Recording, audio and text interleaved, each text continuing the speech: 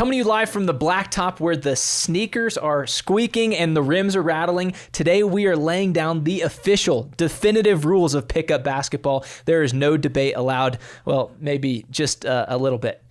First, we're going to talk about why pickup is the ultimate way to hoop, and I'm going to explain why you're missing out on true masculinity if you're not playing pickup basketball at least once a week. Next, we're going to get ready for some just fire, heated takes as we talk about the most ridiculous pickup stereotypes imaginable. And then Jose is going to bring us home with the definitive, with conviction list of the rules of pickup. Lace up, grab your Kobe's. This is the All In Podcast. Bada bing, bada boom. Bing, bada bing, bada bing, bada boom. Bada bing, bada boom. So we played a lot of pickup growing, when we were at A&M together. We'd go to that Blacktop over by the apartments and play like Friday afternoons, just super fun. Oh yeah. And we were just laughing before filming about kind of our favorite pickup memory. Clayton was telling us a story. Clayton, tell us. I mean, seriously. We brought out a bunch of guys to go play on this Blacktop. It was at our friend's apartment. It was the most random basketball court that we didn't really go to besides this one particular season of our life. And we had a friend who was out there with us.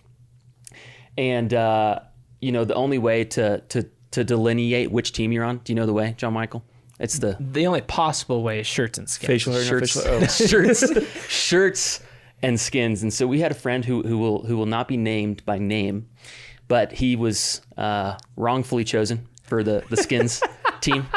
And he took off his shirt, and this particular friend of ours is hairier than most, you could say. Hairier has a great than beard, any. great facial hair, but he had taken off his shirt and he had just shaved his chest hair. Like not trimmed it, but shaved it all the way down, and it looked like his entire torso it looked like he laid in an ant pile and just allowed himself to get. It was like hundreds of ingrown hairs everywhere. It was so gross. He took off his shirt, we all just screamed. Oh man, that was hilarious. That was at the apartment. It wasn't at the. Didn't we also play at like the Jewish Center? The Hallel Center. Yeah, the Hallel. Center. Yeah. They had a great court. backboard. Yeah. Like one of those nice glass Yeah, yeah. backboards. Yeah. We love pickup basketball. And I think what we're trying to convince guys listening is that it is like the best type of sport to play. And I think there's a ton of reasons we could talk about. I think that the best one is just no matter how many guys you have, you can get a good game running. So even, you got 4 dudes, great, we can do 2-on-2. We can do horse. We can do pig. We can do 21. We could do popcorn. Any type of game is possible, up to 10. If it's 8, we can run 4s. If it's 10, we can run 5s.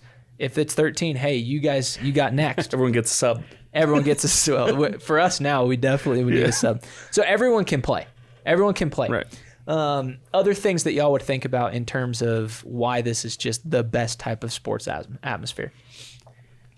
I think it's the place that you can invite anybody to come and play. I mean, we would do this in college when we were working as missionaries on the college campus. It's the best way to meet people because name another place. You're not going to necessarily. It's kind of weird in today's culture to like talk to the person next to you in class, Really or weird. talk to someone in the grocery store. It's the only place where you can go and a group of guys that has nothing to do with one another. Nobody knows each other. And all of a sudden you're on a first name basis. You're dapping each other up. You're hooting and hollering down the court. And you know that they're going to be there every Thursday at 4 p.m. Totally. Yeah.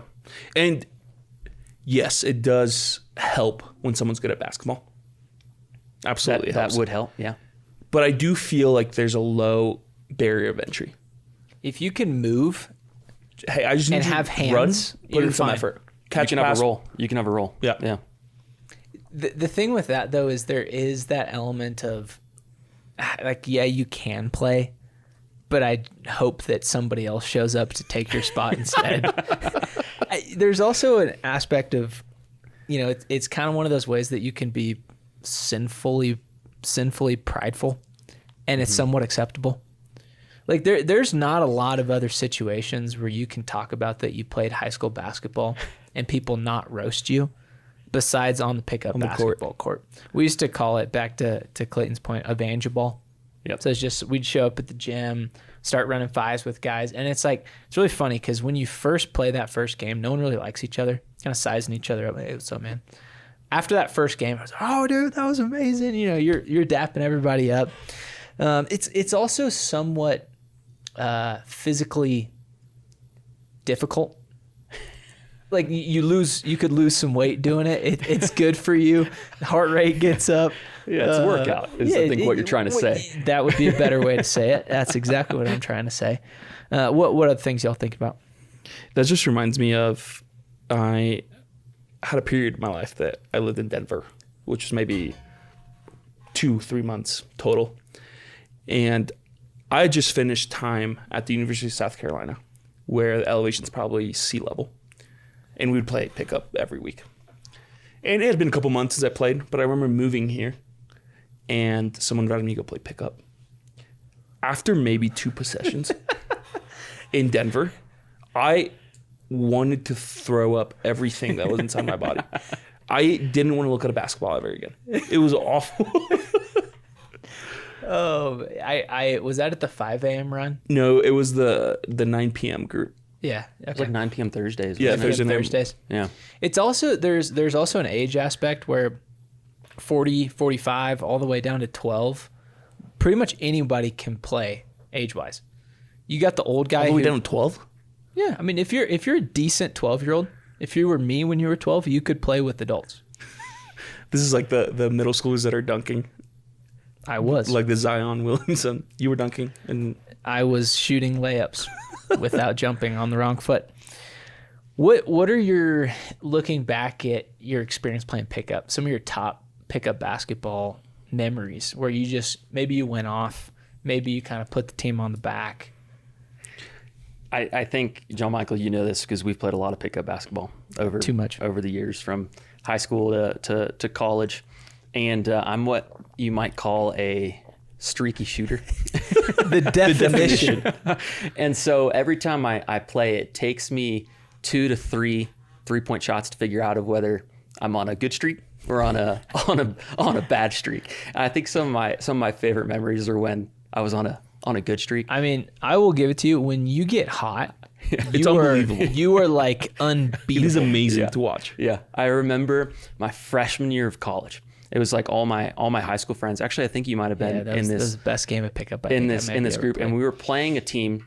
One of the guys on the other team was he played for the A&M football team. Yep. So you could say, I mean, we were a bunch of undersized, less athletic basketball players going up against a team of much bigger, taller, stronger, more athletic looking basketball players. But it's not just more athletic. Can we talk about who it was? The definition of the most athletic person I've ever seen. Myles Garrett.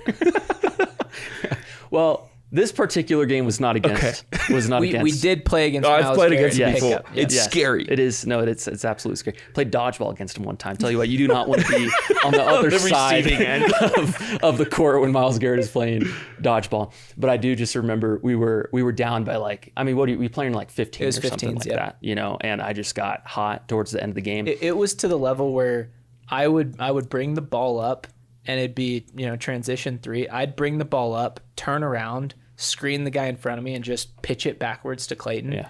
And from you knew it was like going in. 3, 4, 5 feet behind the 3-point arc, it was to the level where guys watching it were like, oh my gosh, that dude is on fire. The funny thing is it was on the courts where, you know, you got to wait your turn to play. If you win, you stay on. I got next. You know, and so we're playing this team that had been kind of running the court, and all of a sudden I go off and I'm hitting 4 or 5 3-pointers. One of which, the game winner, was from like 9 feet behind the arc, and so we're just going absolutely crazy, we're screaming, hooping, and hollering. And then of course you go into the next game, and it's like, let's try and repeat that, and ice cold. Can't make it. Get outscored 15-2.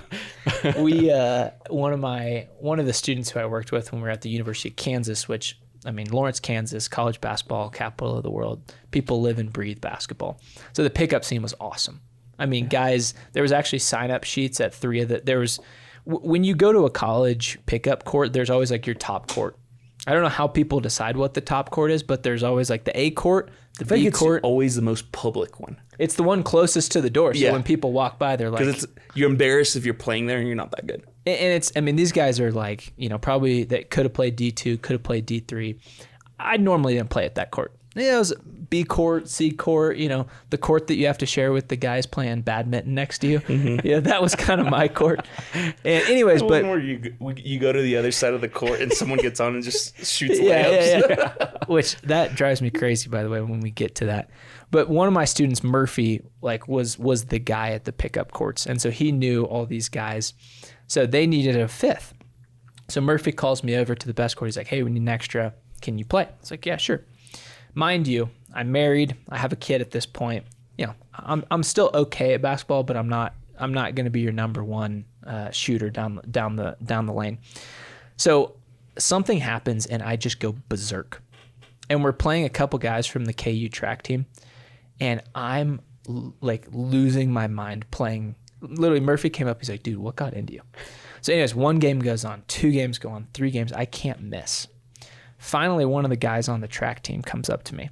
He goes, "Hey, man, I got to tell you, clean." I was like, "Hey, I appreciate that, man." And he's like, "I saw your wedding ring, man. You married?" And I was like, "Yeah, I'm married."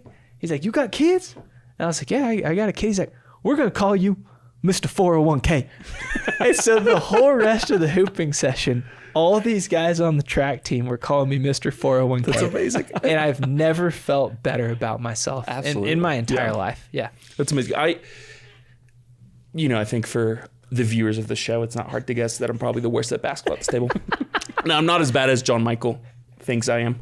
I do hate playing with John Michael. But I've only, it's few and far between where I play really good. And I've only ever had 1 game where I really took over. I don't know how to shoot a ball. Only 1 game Right. in your life. Yes. Now, I think in general, I'm a plus guy on the court. However, this game, it was, we normally play on Saturdays when I was on campus. This one was a random Friday night. And if you go to the rec at a university on a Friday night, those are the real hoopers. Oh, the real gamers. 100%. I was scared out of my mind. I was terrified. Sure enough, I get there and the guys I was meeting up were like, "Hey, we got next." So I'm like, I don't even have time to size people up and to know who I'm going to guard on the No next game. warm up. You're going in Nothing. totally Just cold. And I was scared of my mind. And so we start the game. And sure enough, first possession, we go down. And something nice about when I play basketball is usually I don't get guarded by the best player. But I remember first possession, someone throws me the ball. And I'm wide open, so I was like, sometimes you just have to shoot because it's a good look. You have to take it. Yeah. And sure enough, I take it. And it was it was like the highest arching shot I've ever. I I don't know exact- how to shoot, but splash, splash. And I was like, okay. And everyone was like, all right. Next It's possession. one of those shots where they're like, "Okay, he made it, but I still don't feel like I need to guard him Right. the next Totally. time No, on the exactly. court." Next possession, still not being taken seriously. Splash. Splash zone. So it was like, okay. I'm Were looking down at were my you hands. Mid-range? No, Where- from the 3. From the 3? No. Yes. And so I'm looking down at my hands like, what's going on? Like, is this like a Space Jam There's thing? flames coming Yeah. out of them. Third possession, they're like, we have to guard him. Splash in his face. I kid you, it's like the coolest shot of my life. It was in someone's face. It's the first time and the last time that's happened. Tell me you were like running down the court, like I wasn't Right doing here. this. Ice in the veins? No, I was shooting. Oh, yeah. Arrows. And anyways, we ended up winning the game 12-2, and I scored 9 of the points. It was Wow. like I've never felt better. And sure enough, everyone there. And again, this is like the serious hoopers. The next game we ended up losing. Game after that, I was the first one picked up for the next team. You're kidding. Didn't score a single point for the rest of the night. I didn't score a single point for the rest of the night. But I didn't care. It was the best I've ever felt. It's one of those where, I don't know if you guys do this, but I will, if I have a game like that, I will think about it for weeks after. I'm in the shower It's been afterwards. years and I still think And about it. I'm running through in my head the highlight reel. Yeah, and I'm of- like, should I have done a different celebration? Is it too much to shoot a 3 arrow into someone's face? well, the problem is you have a game like that and you're like, I know I have something in me. Yeah. You know, I don't know when it's going to come out. I don't know how it's going to come out. But I need to figure out how to unlock it. And I need to figure out how to unlock it and tap into that potential. And I'm going to shoot until I get back to that level. Shoot out of my slump. Shoot, yeah. I don't do that because I think I average about 0.3 points a game. In that 9-point game is doing a lot of carry. Hey, what's going on, guys? This is John Michael Lucido, and I am the main host of the All In podcast brought to you by Focus. And I just want to take a second to personally invite you to join us at Seek 26. Seek 26, January the 1st through January 5th. We are going to be in 3 locations. That's how big Seek has gotten. I'm going to be the main stage MC hosting our conference in Columbus, Ohio. Our other main host of the podcast, Jose and Clayton, will be down in Fort Worth, Texas, and then we'll have our 3rd location in Denver, Colorado, January the 1st through January 5th. You are not going to want to miss this. The link to register is in the description. Can't wait to see you guys. Let's go all in on Seek 26. So going back to you getting picked up for that game, I want to talk about how you judge guys when you need an extra. So what is the look that you're like, all right, I'm taking him? And what's the look that you're like, no way, shape, or form, I would rather pick a girl than pick you for this spot? I think my all-time favorite person to play with is the rebound guy. Totally. You know, Board man gets paid. If I'm picking up, What did you say? Board man gets paid. That's incredible. Have you guys ever heard Board man as gets paid? the rebound guy? But have you guys ever heard of, I don't know if this is true or not. Apparently, when Kawhi Leonard was at his peak of like being memeable because he has no personality, it like came out that every time he got a rebound, he would like whisper to himself, "Board man gets paid." That's amazing. that's great personality. So I always say right it there. Yeah. So, but I think that's the guy I'm picking up every single time over the skill player, because sometimes I will say the highly skilled player, when he kind of recognizes that maybe the rest of his team isn't as good as him, kind of has a tendency to take over. Sometimes I want to play with. Jose staring at me. We've all been there. I haven't. Is it a look? Is it a size thing? Is it what he's wearing? I'm looking at you and I think to myself, you were raised on a Nebraska farm. 100%. You know that look? They have big forearms. You know, they may be good at diving at loose balls. Yes. Yeah. They kind of have, you can tell they're really strong, but they don't necessarily show it in their look. It's maybe not super coordinated. Yeah. Maybe, that's also it. So he'd be my number one. You know, it's funny you guys say that because I don't think you guys have ever picked me up first. Well, we know after you. describing me. I hate playing with John Michael because I think you're good at basketball. I would say I'm normally the second best on my team. The second I miss a layup, if I'm playing with you, I don't see the ball again for the rest of my time there. And you don't talk to me while we're on the court. You have one chance. You had one chance and you missed it. And I have, so I don't know if it's a look, but I like to look for the guy that seems aware of the court. Got good vision. So they usually look like, they're not the tallest, but they're not the shortest, right? They're not the most fit, but they're not the least fit. They have handles, but don't have the most handles. Are you taking the guy wearing his high school basketball warm-up shirt? No. I think that fits the Nebraska farm guy look, in my opinion. Wahoo basketball. If it's a football warm-up shirt. That's a great But if it's a basketball warm-up, absolutely not. That's a great delineation. What about, does shoes factor in here? Yes, absolutely. If someone's not wearing basketball shoes, right? They came out in their, their On Clouds, their Nike Pegasuses. Are you taking him at all? Not early. Not early? No. But at the same time, it's the same thing with the guy that has the new Steph Curry's. See, that's exactly what I was going to say, is that the Nebraska farm guy, to go back to my example, probably has basketball shoes that he's had since high school. They're a little beat up. I'd take that guy first. Yes. The Hyper Dunks from 2016. He's rocking those. They're in the high school colors. Yeah. The red and white. Yeah. Or the red and green, whatever. Yeah. Or white. No, that's a great call. So there's those type of guys that you're like, all right, I'm picking up. There's also the guys that you play against and you're like, you just fit into this kind of create a pickup character almost. I think about the AirPods guy. And they're normally the type of guy that will not drive into the lane, and their form's a little off, but they actually can shoot pretty well. And maybe they also talk to themselves. For sure, they're talking to themselves. It's the AirPod guy always is talking to himself. What are some other kind of create your own pickup guy? There's the backwards hat guy. Oh yeah. Has never seen the lane. You should Has never gone over. There is no way, shape, or form that you should ever wear a hat on a basketball court. Ever. Doesn't play defense. I don't care if it's sunny outside. You never wear a hat. Well, if it's sunny, it doesn't matter because it's backwards. It's even worse. Is it a hair thing? I think they convince themselves that it's a sweat thing. But that's where they invented because headbands. they think it looks good, and it looks awful. Yeah, it looks horrible. But hey, sometimes those guys can shoot, and it pisses me off. I have when they never can't. seen a guy in a backwards hat ever be halfway good at shooting. Here's basketball. another guy that I've seen, and it's the same as the backwards hat guy for me. It's the guy that wears jeans. I don't think I've ever played with a guy like that. You play in a different world. You play in a different world. Basketball jersey, backwards hat. Most annoying person to play with. Doesn't play defense. See, he's 0 for 3. Cherry picks. Backwards hat, no. Jeans, do you care about your inner thighs? And then 3, wearing a jersey. Yeah. Absolute. You do not wear a basketball jersey when you play pickup basketball. Unless it's Kobe Bryant, number 8 from the LA Lakers. Then you're fine. Number 8, yeah. Then you're fine. Anything else, don't come on my court. You know, there's probably another podcast out there, 3 guys talking about the same thing. They're talking about the guy with the big body that should be in the paint, but for whatever reason, he's hanging out at the 3-point line, just splashing 3-pointers. Seth Sebastian. It was the one time. Seth Never done it Sebastian. since. 6'4", and it's like, get in the lane. You're 6'4". It's like, dude, I'm a stretch 3.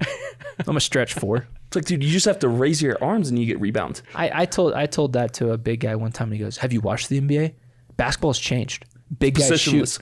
I'm like, hey, big guys shoot. That's because they can actually shoot. They're in the NBA. They're in the NBA. They're Victor Wembanyama, who's 7'1" and shoots 45% from beyond the arc. Not you. Who else do you have? Well, Clayton is what I'd like to call a high volume shooter. Well, again, it depends on the game. I go in, I have to test out. High volume. Well, I got to test out where my shot's at. If I'm not making the shot, then I have to turn into more of a facilitator.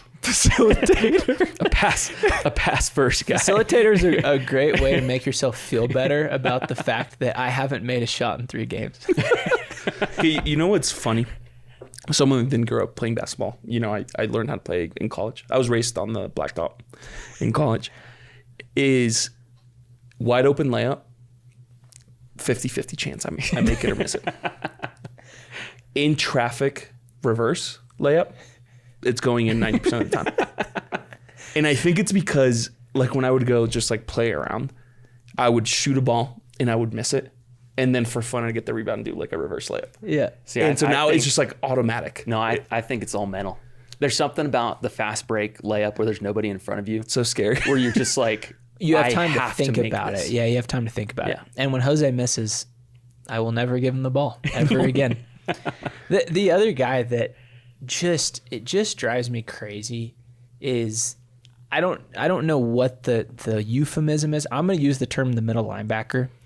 It's the guy who plays super physical but doesn't understand how basketball is played. Right. He's the guy that puts you in the seatbelt when you're driving the lane, the arm bar. So you're trying to drive past him and he puts out his arm and kind of checks you with his hand into the hip. And you know, we're all dads here. I'm not trying to get injured. Right? Clayton, you play in a league, right? Or is it a league or is it just Monday a night pickup? basketball? Yeah, it's just pickup. And how old are these guys? Anywhere from, late 20s to late 30s probably. Yeah, and we don't move like we did when we were in college. So it hurts, you make that extra step, the hamstring tweaks on you. But the middle linebacker, they just go way too hard physically to where it's like, dude, we're not out here trying to win a championship. We are here to have fun, make sure that Miller Lite doesn't stick on our waist when we drink it later this evening. And there's one guy in particular who I play with who he's the guy that he shoves his shoulder into you all the time. And you're like, take a break, man. What do you think this is? And the worst is when you call foul on them, they get so... We're like, what, are you soft? And it's like, no, you just bench pressed me into the wall. We're playing pickup. Right. We're not playing for money. Yeah. Middle linebacker, high school hero, guy who doesn't understand how to play ball. It's those guys. Yeah.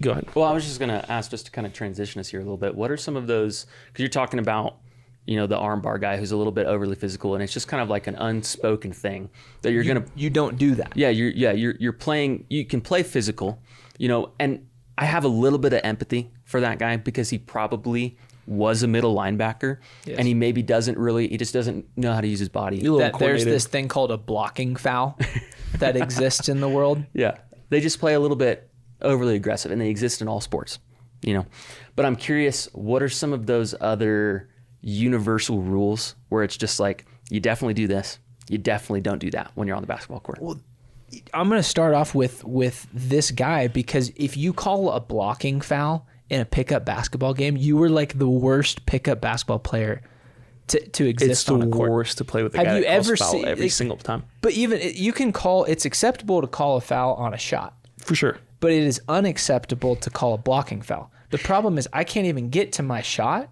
because you have arm barred me. You've put me in a seatbelt to where I can't even get to the basket, but I can't call a blocking foul because if I call a blocking foul, all of a sudden I'm soft. Just horrible. Traveling. Can you call traveling? I think you can when it's egregious. Is it define 2 steps, 3 steps? Where do we draw the line? I think I draw the line when it's like a clear 3 or more steps. On a layup or just in general? Just in general. Now, if it's like, hey, you're driving through traffic and it's questionable, don't, just let it pass. But when it's like a fast break, and this has happened to me because I get nervous on fast break, right? And so I kind of forget and I take like 3 or 4 steps, like, yes. Call it. Yeah. But when it's like, you're just calling, like, oh, like you scoop the ball for half a second. It's like, dude, come on. Like, let us play. Do you guys play where you call your own foul, or if you foul, you have to say you fouled? Or if you're the shooter, you call a foul? On 3. Or both. Ready? 1, 2, 3. Call your own. So like you get fouled. Yeah. So if I get fouled, I will call a foul. Yeah. And I think that's the best way to do it, because I don't care, what type of Christian dude you are never going to call a foul on yourself. Or maybe I know plenty of people that do. Now, I probably won't because, again, I'm probably not going up much to the basket. But when there's that guy that every play, like, foul. You're like, all right, maybe let's go away from calling our own fouls. The worst is when they call it after the shot has been missed. Oh, yeah. And nobody knows. You're already down the court. They're running the fast break, and you go, foul, and everyone's like, what the... Dude, come on, dude. Yeah. No, that guy drives me crazy. But are you doing foul shots when you call the foul, or is it just ball back? Get the ball back. Just the ball back. Yeah. Ball back. Doing foul shots on pickup is egregious. So offense calls fouls, ball back, check or no check? Check. Always check. See, checking the ball seems a little elementary to me. Do you inbound passes? No, I'm just saying you take the ball out from the top. Why do I need to check the ball? Well, because you're starting on that half of the court. It doesn't matter. Well, I think the purpose is that you make sure everybody's set. In the NBA, are they like, hey guys, just want to make sure defense, are you guys good right now? I just want to make sure you got your play. I think that's kind of what the ref does, is he holds the ball and then looks around and that's then exactly what he does. Remember that time about 10 minutes ago when you were making fun of the guy that was comparing it to the NBA? You're like, hey, this is pickup. Regulation rules here. It's just a weird moment where you're like, check. It just feels kind of like we're on the playground in 4th grade. And they look around and they're like, hey guys, everyone ready? You can need a breath? Okay, here's another thing. You can tie your shoe? Who decided 1s and 2s versus, have you ever thought about how that originated? Versus 2s and 3s. Versus 2s and 3s. Who decided that we're going to call this a 1 and this a 2 and this a 2 and this a 3? Because it changes the game fundamentally, because it prioritizes the 3-point shot in pickup basketball. A 3-point shot is twice as much in 1s and 2s, and a 3-point shot is half as much. 33% Stellar. It brings up a good point, and I think it actually affects the way you play pickup. For sure. The last pickup game I played, 70% of the shots were behind the 3-point line. Right. So do you like playing 2s and 3s better? I think it makes more sense. But nobody does it. But nobody does it because no one wants to be the guy to say the score's 23-27. It just doesn't. When you say, hey, 10-4, great. Okay, makes sense to me.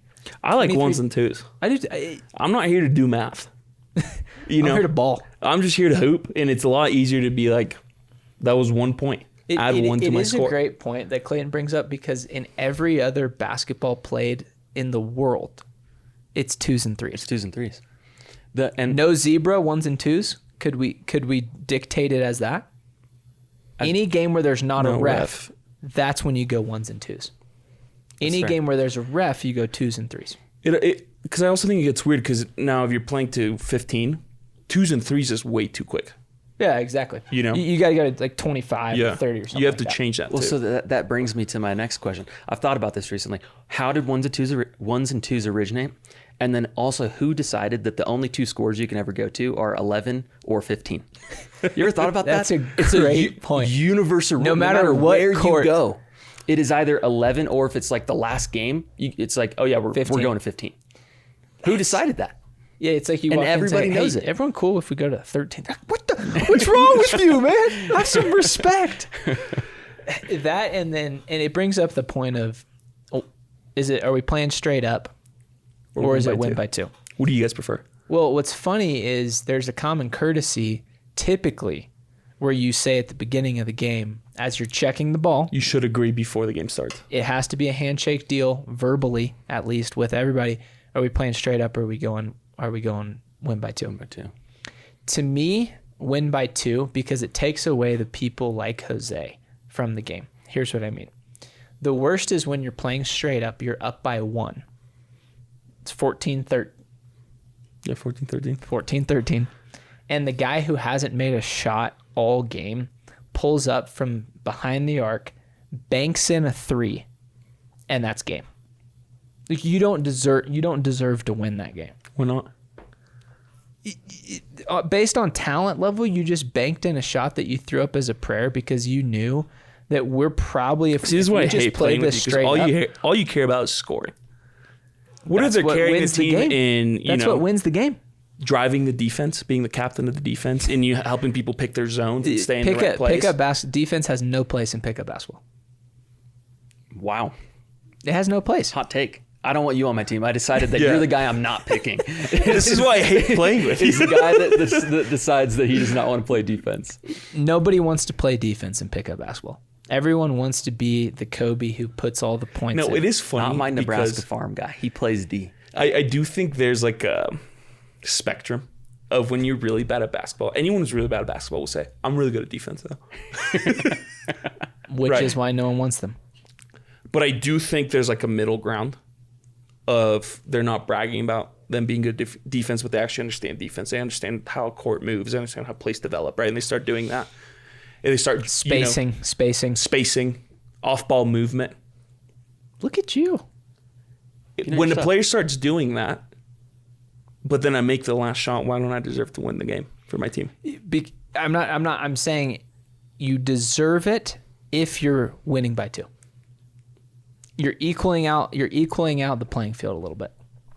I would say that if it's not agreed beforehand, if there's no like, hey guys, this is what we're doing, It's win by 2. it has to be win by 2 for sure.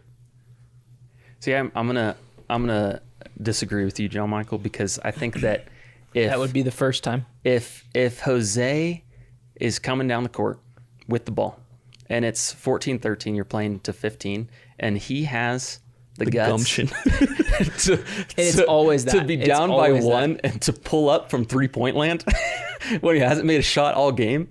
You won the game. They kinda deserve it. That's game in my opinion. There's a luck versus talent aspect here. Yeah, and luck can be part of it. Because the other element though is that if it's 14-13, and I know everyone's saying no twos. You know what I'm doing if I'm guarding Jose? I'm backing off. I'm giving him 6 feet of space at the 3-point line. 14-13? If it's 14-13, And I we're have up the by ball. 1. Jose's team is down by 1. A two point two-pointer wins, even though two-pointer wins the game, I'm still backing off Jose. And if I splash that, I want to win. You're gonna talk so much crap if Oh, you yeah. splash that. Oh yeah. That's a great bit. Is the guy who hasn't made a shot in 3 games and he hits one and he just goes lets crazy. You He goes have crazy. it. Lets you. That is have not it. me, but I will let people have it if I'm like guarding them and they're not scoring. I'll definitely start talking. In their ear. What's the rule that you've experienced where you're just like, that's not a rule, like you just made that up? I don't know. Do you have something in mind? The only thing I can think of is I've played at a few kind of like Catholic school, middle school type gyms where the walls are pretty tight. Yeah. And someone goes, well, there's no out of bounds. Oh yeah, that's not a thing. And the reason they're saying that is because like the distance of the out of bounds is so thin that it's like, if you were going for a loose ball out of bounds, you can't really, Right. or else you're going to get a concussion. So they just say, oh, there's no out of bounds. Which it's like, I'm fine with no back court in certain Right. situations. I think there's an argument to be made there. Well, that's what I was going to say. If like it is a rule again in the NBA and organized basketball. If I'm playing pickup basketball, calling a backcourt violation or a what's it called, like 3 seconds in the lane. 3 seconds paint violation, Yeah. Carrying. like that's like come on. 7 seconds without. There's a rule in basketball. It's like 7 seconds. If someone To get over the line. to get over the line, yeah, Yeah. 10 like seconds. stuff like that. Yeah, that's when I'm like, That has no place in pickup. that's basketball. when I actually start talking smack. What's Before what's that, it's just like being silly, kind of making jokes, trying to make sure that they're laughing at whatever I'm saying. you're one of those guys. If they start calling that, no mercy. You get on the bad side Yeah. of Jose. Oh yeah. What about the and one? So I was playing recently, and this guy said and one, and that's a big thing in pickup, right? Is you yell and one to just make sure it's clear to everybody. I got hit, and I'm still going to make the bucket.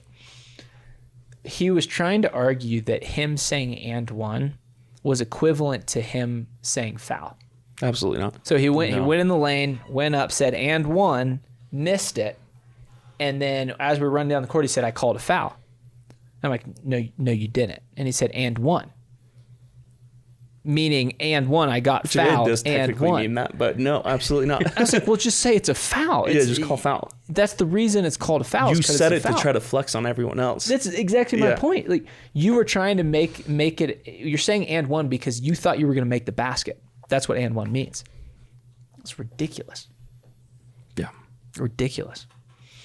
I need some confession. I feel like I'm getting a little too Heated. I feel like I have a lot on my was heart gonna here. say, John Michael, is that I feel like the basketball court is the angriest I've ever seen you. Oh, it's bad. I'm It's telling you, I cannot stand playing basketball. it's to the point where I have to like go in thinking, all right, chill the heck out, and it's just basketball. You have kids. Because You're I going home get too. really, really, really upset. Yeah. Really upset. Any final thoughts on pickup before we turn it over to our listeners to add their rules to our list? Don't be John Michael. It's not that deep. Son of a. Pickup isn't that deep, Don't be afraid to take 3 to 4 shots before you decide that you're not going to make one the rest of the game. Well, one shot's not enough to determine if you're on a cold streak or not. You need 3 or 4. There's nothing wrong with being the defense guy if you actually know defense. Yeah. Be afraid to wear basketball jerseys. Please. But don't be afraid to wear Kobe jerseys. Amen. This is the All In Podcast, and we just set the comprehensive view of pickup basketball. Jose, can we trademark those rules? Absolutely. Trademarked. Thank you.